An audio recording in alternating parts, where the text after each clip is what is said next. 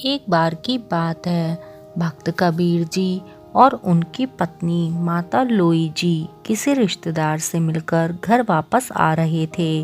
दरिया पर पहुंचते पहुंचते काफ़ी अंधेरा हो चुका था और घाट पर केवल एक नाव ही बाकी थी, जिसमें एक सेठ जी अपनी मिठाई और अपनी पुत्री समेत बैठे हुए थे। नाव का मल्लाह एक हिंदू राजपूत था। कबीर जी ने उससे कहा, हे मल्लाह, हमको भी उस पार ले चल। मल्लाह यह सुनकर बोला, तू देखता नहीं है कि नाव में सेठ अपने परिवार समेत बैठा है। वह अपने साथ कैसे तेरे जैसे गरीब जुलाहे और उसकी पत्नी को बैठने देंगे। कबीर जी ने कहा, भाई तेरी नाव बहुत बड़ी है, हम दोनों एक किनारे पर बैठ जाएंगे, फिर हमें मुफ्त नहीं जाना, हम तुझे उसका पूरा किराया देंगे।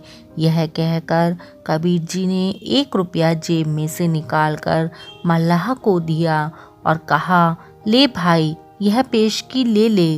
रुपया देखकर मल्लाह के मुंह में पानी भर आया और वह कबीर जी को ले जाने के लिए तैयार हो गया। तभी नाव में बैठा सेठ बड़ी कड़कती आवाज में बोला, खबरदार, जो तुमने इस जुलाहे और उसकी पत्नी को नाव में बिठाया, जरा होश कर, तू एक लखपति स्वर्ण हिंदू सेठ के साथ इन मलेच्छों को किस प्रकार बिठा सकता है। मैं तुझे तेरे हक से भी ज्यादा दूंगा। और उसने पूरे 5 रुपए मल्लाह के हाथ पर रख दिए। वह मल्लाह नाव लेकर चला गया। कबीर जी और लोई जी वहीं अंधेरे में खड़े रहे। कबीर जी ने लोई जी का हाथ पकड़ा और एक शिला पर दोनों जा बैठे, जिसका आधा भाग पानी में था और आधा बाहर।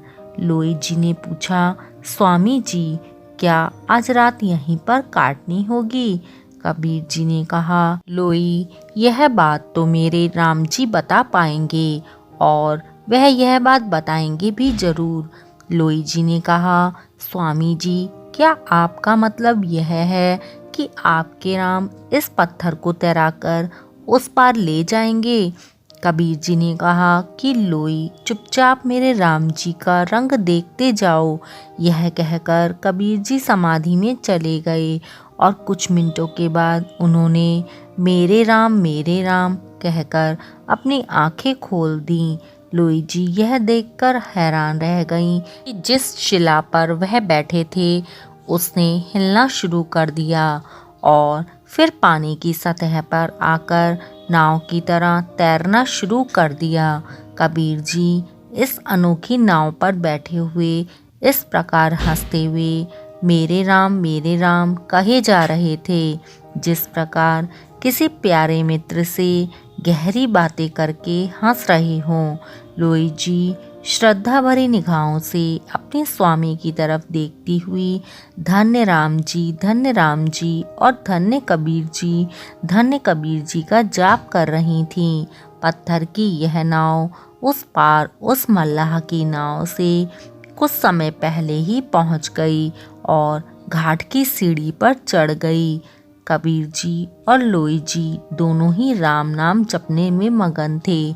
सेठ ने अहंकार में आकर बहुत कुछ कह दिया था, परंतु वह उस समय से ही सोच रहा था कि उसने ऐसा करके बहुत बड़ी गलती की है। कबीर जी बहुत पहुँचे हुए संत हैं और उनको नाराज करना किसी भी प्रकार से बुद्धिमानी का काम नहीं था।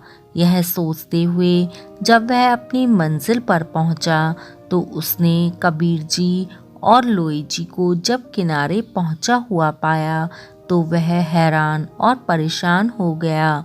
सेठ कबीर जी के चरणों में जा गिरा और बोला, हे कबीर जी, हे महाराज, हे सद्गुरु, मुझसे बहुत बड़ी भूल हो गई।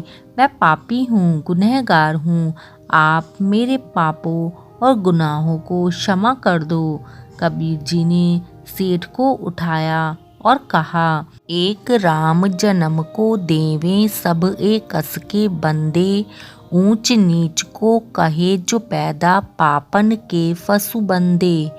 ए मानसु अपने को देखो इरक काहू जलंदे।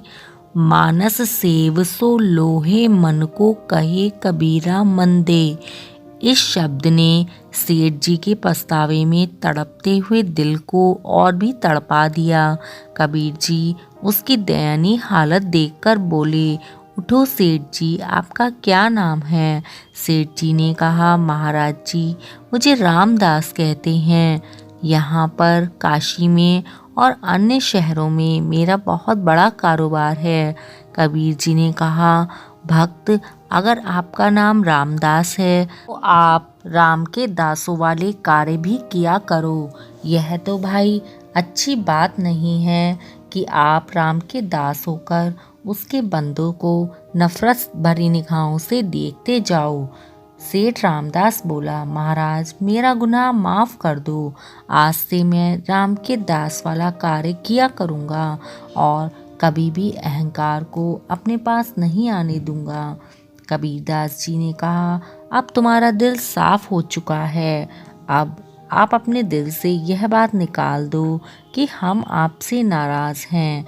आप राम के नाम का जप किया करो और राम को हमेशा अपने दिल में बसा कर रखो। ऊंच नीच क्या होता है, आप भी नंगे ही आए और हम भी, सब उस परमात्मा की संतान हैं। यह ऊंच नीच तो इंसान के द्वारा बनाई हुई है। जिस तरीके से चमार पैदा होता है उसी तरीके से ब्राह्मण भी पैदा होता है। सभी खाली हाथ ही आते हैं और खाली हाथ ही इस दुनिया से चले जाते हैं। यह सारी धन दौलत सब यहीं रह जाएगी। दौलत का अहंकार और अभिमान त्याग दो। इंसान के साथ उसके भले कर्म ही जाते हैं। इस बात का अपनी पूरी जिंदगी में ध्यान रखो। राम का नाम हमेशा जपो, आपका कल्याण होगा।